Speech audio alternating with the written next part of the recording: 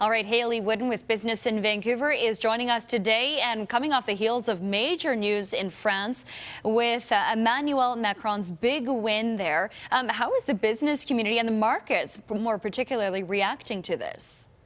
Right after the result, we saw once again a relief rally. So we saw U.S. stock futures jump up. Japan's Nikkei closed at a 17-month high. The euro, too, made gains against the dollar. The gains weren't as big, though, as the gains made after the first round in the presidential election, which indicates investors were a little less uncertain about the result in the final round. Now, interestingly, we've seen the euro pull back from some of its gains as investors are turning their focus away from the result of the election and toward the French economy, as well as economic and political uncertainty that remains in France and Europe. Next month, France will head into parliamentary elections. Macron has quite a challenge ahead of him in terms of securing a majority there, and we're seeing that reflected in the euro, as well as the stock markets in Europe.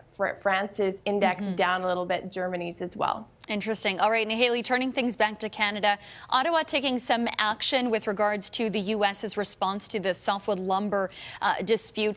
What is the action being taken, and how is the U.S. handling that?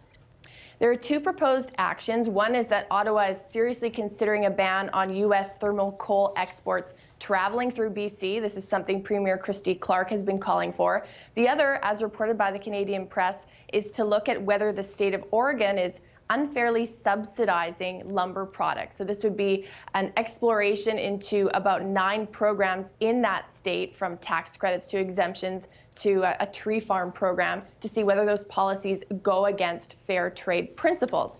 Now, after these threats were made and became public, the Trump administration came out and called them inappropriate, and that regardless of what the Canadian government threatens, the U.S. will not be swayed away from their decision on Canadian softwood lumbers to date. Now, the Canadian government has reiterated that really what they want here is a resolution to this trade dispute and to see a new softwood lumber deal put in place.